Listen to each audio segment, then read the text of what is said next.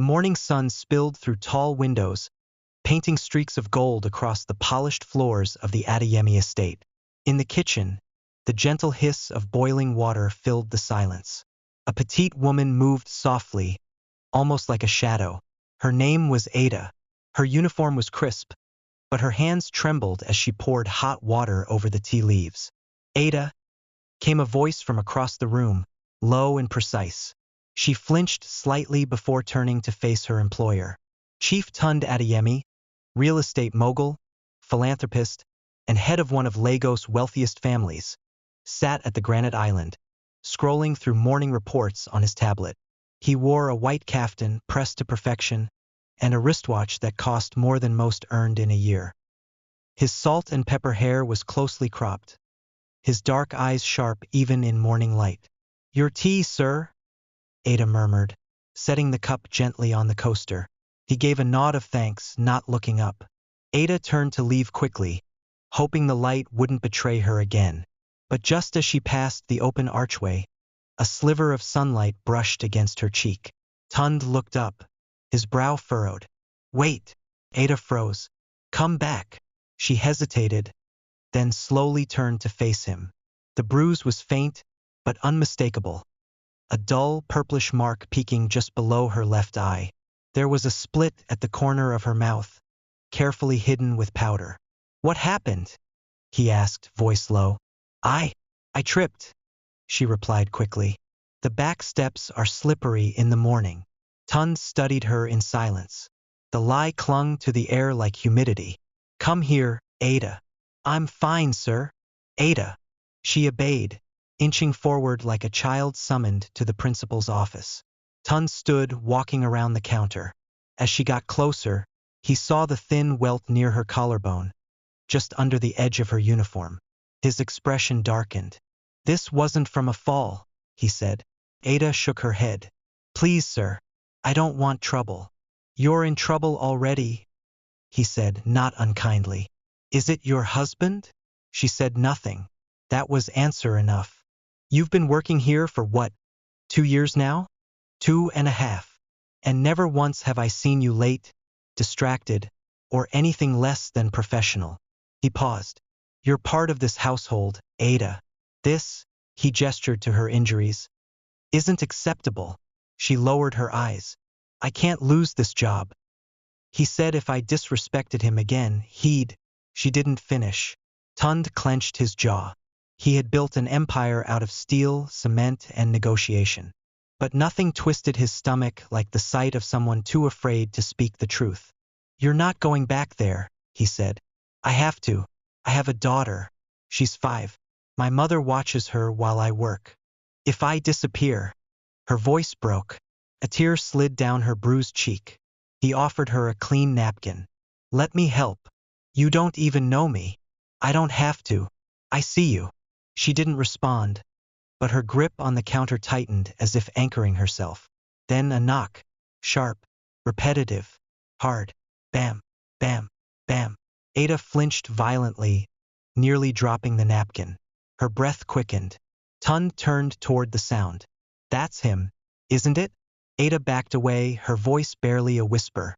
"He doesn't like when I'm late, or when I talk to men." More pounding. Then a voice. Rough, familiar, loud. "Ada, open this door. I'm not here to play games." Tunde moved to the hallway and picked up his phone. "Stay here," he ordered. "Do not answer that door." "But he'll..." "Not in my house." He hit the security line. "Front gate. Don't let that man in. I'll be there shortly." But it was already too late. The door to the kitchen flew open. A man stumbled in, sweaty and wild-eyed. His shirt clung to him with dampness, one sleeve torn. His beard was unkempt, his fists clenched at his sides like battering rams. He looked like a storm in human form. "Ada," he roared, "so this is where you hide now? In a rich man's house like some prostitute." She stepped back, nearly colliding with a cabinet. "Kalapo, please," she whispered, voice shaking. "I told you not to come here. You think I care what you told me?" He barked. "You don't run this marriage, Ada. You don't tell me where I can go." Tunde stepped into the kitchen doorway, calm but stone-faced. "Get out of my house," he said. Kalapo turned his fury toward the older man. "Who the hell are you to tell me what to do? The man who employs your wife, the man whose property you just trespassed on, and the man whose security you just assaulted. I don't care how many guards you've got. She's my wife.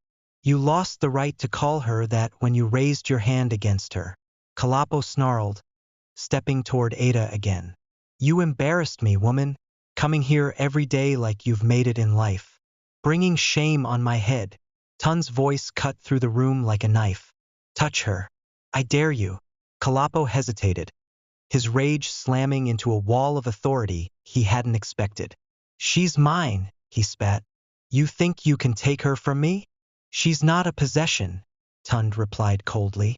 "She's a person, a mother, a daughter, a human being." Kalapo lunged, but Tunde moved faster. In a swift, practiced motion, he sidestepped the charge, gripped the younger man's wrist, and twisted it behind his back. Kalapo howled in pain as Tunde forced him to his knees. "You want to hit someone?" Tunde said quietly. "Try me." Two guards rushed in, bruised but alert. "Sir, call the police. He's done." "No," Ada cried, stepping forward. "He'll come for me again. I've seen what he does when he's angry. Jail won't stop him." Tunde looked up at her, steady. "Then we don't stop at jail. We build a wall between you and him that he'll never cross again." The guards dragged Kalapo out as he shouted curses over his shoulder. "You think you've won? I'll be out in days. You can't hide from me, Ada." But his voice grew fainter with every step, until the door slammed behind him and there was only silence. Ada collapsed onto a stool, her body shaking from within. She tried to speak but couldn't. Only sobs came. Tunde knelt beside her. "You're safe now," he said softly. "You're not alone anymore." The police arrived within minutes. Chief Tunde gave a full report, his tone icy and unyielding. "He assaulted my staff, broke into my home, and has a history of domestic violence." The officers nodded, already familiar with the pattern. Kalapo had a file, several in fact, but none had ever stuck until now. This time there were witnesses, injuries, audio from security cams, a wealthy, respected employer willing to testify. "This won't go away quietly," one of the officers said. "He'll probably try to fight this in court." "Let him," Tunde replied. "I've fought men with bigger fists and thicker skulls." Once they were gone, the quiet returned to the mansion. But the air was different now, heavier. Tunde turned back to Ada, who still sat on the stool, dazed. "I can't go home," she said finally. "My mother's house. He knows where it is." "My daughter. She's already on her way here," Tunde interrupted. "I sent a driver to pick her and your mother up." Ada's head snapped up. "You didn't?" "I did, and I've arranged for a safe house. Somewhere quiet, secure, with counselors, and other women who understand." Ada stared at him, a mix of disbelief and exhaustion. "Why are you doing this?" Tunde sighed and pulled out a chair across from her. "When I was 9, he began. My aunt used to work for a family in Victoria Island. Every time she came home, she had a new bruise. She always smiled, said she'd fallen. My father said not to ask questions. But I never forgot." Ada watched him quietly. "I didn't help her. I didn't say anything. And one day, she didn't come home at all." He paused. "I made a promise to myself that when I had power, I'd never turn away again." Ada lowered her head. "Thank you." He slid a thick envelope across the table. "Inside is enough to start again. Rent a new place, pay school fees, feed your family." I can't accept this." "You're not accepting charity. You're accepting your life back." She opened the envelope with trembling fingers. Her eyes widened. "But this is too much." Tunde gave her a tired smile. "I own skyscrapers in 3 countries. What good are they if I can't lift up the people who hold up my home?" That night, under the watchful eye of 2 security cars, Ada and her daughter boarded a black SUV headed for the safe house. Her mother hugged Tunde with tears in her eyes. "You have done more than we could ask," she said in Yoruba. Tunde simply nodded. Protecting Ada protects her daughter. That's all that matters. Before the car pulled away, Ada rolled down the window. "Sir, when I get on my feet again, I'll come back. I want to work."